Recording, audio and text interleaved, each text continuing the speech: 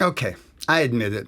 I get a little bit of attitude when I hear music teachers and other musicians tell people that you have to read music to play guitar. Now, you don't have to agree with me. To me, learning to read music, especially in the very beginning stages, is kind of like trying to go across the street by going around the block 5 times. A lot of famous musicians don't read music. I mean, Jimi Hendrix, Eric Clapton.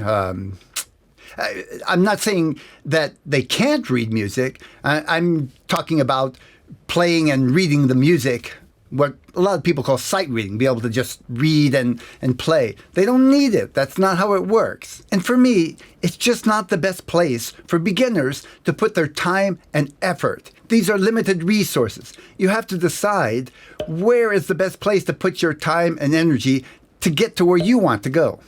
So where should you spend your time then?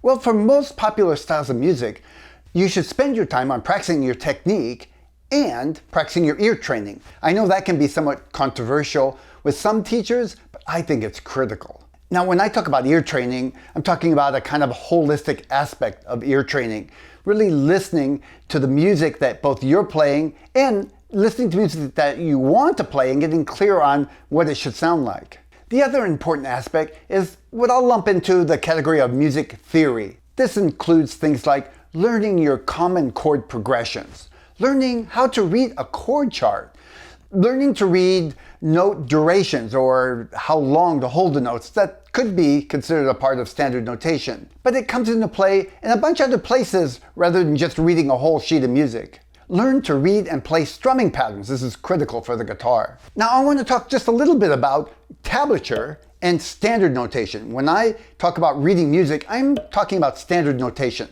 Guitar tablature is something a little bit different. It's basically a map of the guitar fretboard. It graphically shows you which fret and which string to put your finger on. It's easy to learn, but in fact, you could even say you don't have to learn it. It's just a representation of the guitar fretboard, so you just have to look at it and put your finger where it says.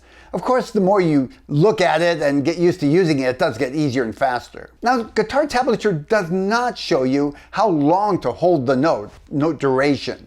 There are benefits of standard notation, and that's what you would think of as reading standard sheet music. It is more universal than guitar tablature.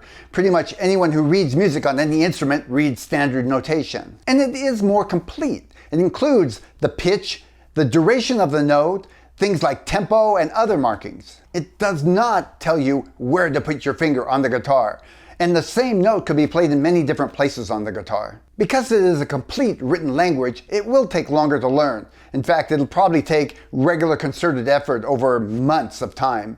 Now again, I want to emphasize, I'm not debating whether or not learning to read standard notation is a good thing or not. It's simply a matter of how much time and effort it's worth spending on it, depending on your goals and what place you are in your musical journey. So I'd be remiss in not at least mentioning some of the good reasons to learn standard notation. It does help you communicate with other musicians. And related to that, if you want to write music, certainly that's the way to communicate to other musicians what you want them to play. If you do want to learn classical guitar, it's a must. Really, all the literature for classical guitar is written in standard notation.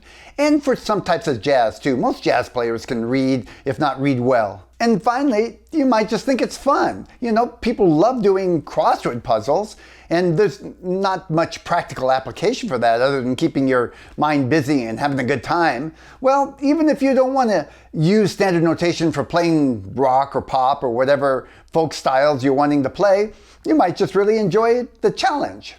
Hey, it's been cool hanging out with you today. What do you think? In your situation, does learning to read standard music notation make sense for you? Now, the big question is, how much time and effort do you think it deserves? Let me know in the comments below. And I'll be back again tomorrow. See you then.